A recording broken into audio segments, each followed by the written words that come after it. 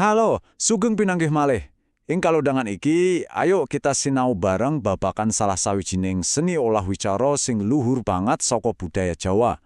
Yup, kita arep mbabar utawa mbuka tuntas babagan pidato. Panjenengan kabeh mesti nate mikir, ana ora ya rumus pidato sing sempurna? Pidato sing iso gawe wong sing ngrungokake mantuk-mantuk, sing iso napet tenan ing ati. Pitakonan sing umum banget, ning jebule jawabane ana. Lah jebulane ning tradisi Jawa kuwi ana lho, ana citak birune, ana paugeran sing jelas banget kanggo seni ngomong ning ngarep wong akeh. Dadi iki ora mung asal omong, ning ana tata kramane, ana strukture sing wis mateng. Yo, saiki ayo mulai saka sing paling dasar.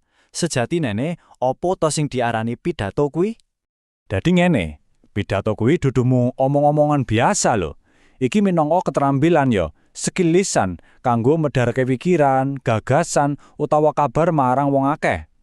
Gampangane, iki carane kita ngomong sing resmi ing ngarepe umum. Cetha ya?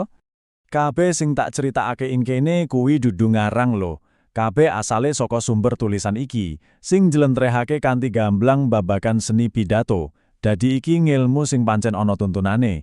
Nah, saiki sing marai seru. Jebulane istilah kanggo sesorah utawa pidato ning basa Jawa kuwi ora mung siji, akeh banget. Iki nandhakake yen perkara ngomong ning ngarep umum kuwi pancen penting tenan. Coba delengen, ana istilah sesorah, iki tegese luwih umum, kaya nerangake apa-apa wae. Terus ana medhar sabda, wah iki luwih puitis, tegese mbukak swara nganggo tembung. Lan sing pungkasan ana tanggap wacana, sing artine luwih kaya nanggepi omongan. Dadi senajan padha-padha ngomong, saben tembung kuwi duwe rasa sing beda-beda. Nah, iki lho intine. Iki balungane pidato.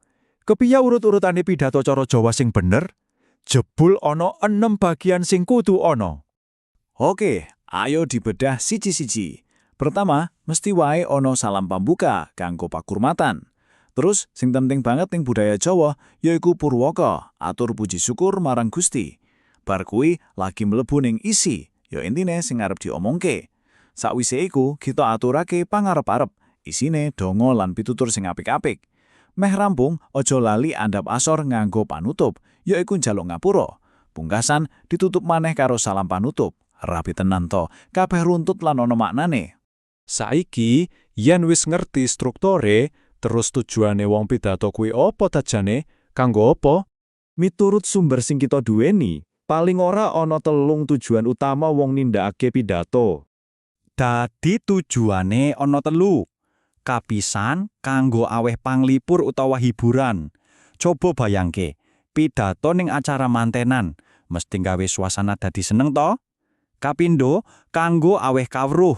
Iki kaya ning seminar utawa sekolahan, ben sing ngrungokake dadi tambah pinter. Lan sing nomor 3, iki sing paling kuat, kanggo ajak-ajak. Iki biasane kita rungokake ning kampanye, ben kita gelem milih utawa nindakake apa sing diomongke. Sakwise ngerti kabeh mau, mungkin saiki kita padha takon, "Lah iya, terus apa pentingnya struktur sing rapi kaya ngono kuwi?" Dadi, kesimpulane sederhana ning jero. Pidato kuwi dudu mung seni ngomong, ning cerminane budaya. Iki paugeran supaya carane kita komunikasi kuwi mesti runtut, ngajeni wong liya lan ana isine. Mulai saka atur syukur marang Gusti nganti andhap asor njaluk ngapura, kabeh kuwi ana piwulange. Pungkasane iki ana pitakonan kanggo direnungke bareng-bareng. Saka anane struktur pidato sing wis gumatok lan rapi kaya ngene iki, kira-kira apa sing iso kita sinawuni babagan aji-aji luhur sing diugemi dening sawijining kabudayaan? Monggo dipenggalih, matur nuwun.